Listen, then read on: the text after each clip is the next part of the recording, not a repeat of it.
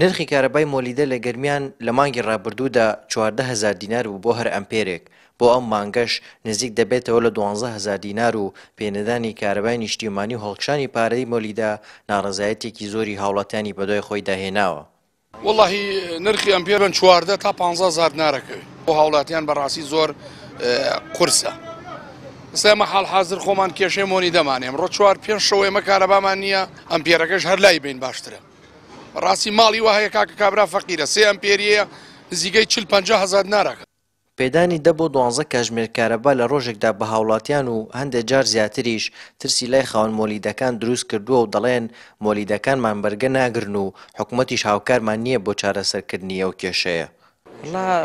بەعام وایە لە شاری کەلارە ئەم گەرما هەیە مۆلی تەحمل ناکات تا 2 سەعات و 3 سەعاتە سە حکوومەت ئەمبی پێمان کردە لە چەند ساڵێک شەبێت 2 مۆلی دابنێ لە بەرکێدانیا بۆ احتیاط هەروەیە هەردووکیان بۆ یەک عەتەڵە بێت مەجبورین مۆلدیە تر بێری بە ئیجار تا ئەوەنە بەس ئەگە چارەسەر بکرێت. مانگی پێش و خۆیان تۆ شایەتی 500-600 لای خەڵک ماوە کاکە بێنە ئەڵێ موچە نەهاتە کاکە پارە ئەڵێ جارە پارەم وەرنەگرتە داواکاری وەکو بەرنامە بدرێ پێمان مەسەڵەن لە خشتەی کارەبا ئەویش هەلا کۆنتڕۆڵە هین کاکە لە سەعات ئەوەنە بۆمە بە ئاگادار بین مۆلدە ئەخرێتە. سەرۆکی بەشی مۆلیدەکان لە قایمقامێتی قەزای کەلار دەڵێت چەند ساڵێک دەبێت پێدانی گاز و هاوکاری بە مۆلیدەکان ڕاگیراوە کە ئەوەش یەکێکە لە هۆکارەکانی گرانی پارەی مۆلیدە.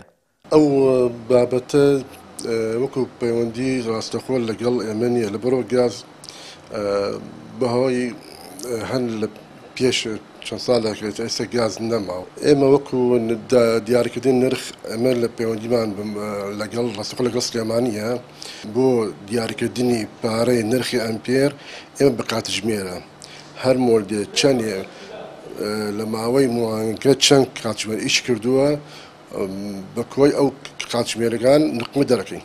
کارپێکەری یەکێک لە مۆلیدەکانیش باس لەوە دەکات کە بەهۆی دابەشنەکردنی موچەوە هاوڵاتیان لە کاتی خۆیدا کری پارەی مۆلیدە نادەن. ئەو مانگە 330 ساعات فەرماماندا 14,000 تا ئەم کاتە ئیتر لە ئەم مانگیشەوە تا ئیسا حالیان 230 ساعات چووە. واللهی ئیتر خەڵکە هەیە باشە خەڵکی خراوە خەڵک وا هەیە جار وایە 2 مانگەنەیدا خەڵک وا هەیە 3 مانگەنەیدا خەڵک وا هەیە تر ێژێ مەعاش تا مەعاش نێ ناتوانم پارە بدەم. بەهۆی پێویستی زۆری هاوڵاتیان بە کارەبا لە وەرزی هاویندا مۆلیدە ئەهلیەکان دەبێت زیاتر لە 12 کاتژمێر بە بەردەوامی کارەبا بە هاوڵاتیان بدەن و بەمەش نرخی ئەمپێرەکان زیاد دەکات و مۆلیدەکانیش تووشی کێشە و گرفت دەکاتەوە. حکوومەتی هەرێمیش دوای 30 ساڵ حکومڕانی و دەیان جار بەڵێن تا ئێستا نەیانتوانیوە کارەبا بە هاوڵاتیان دابین بکەن. هارون ڕەشید، کەناڵی ئاسمانی پەیام، کەلار.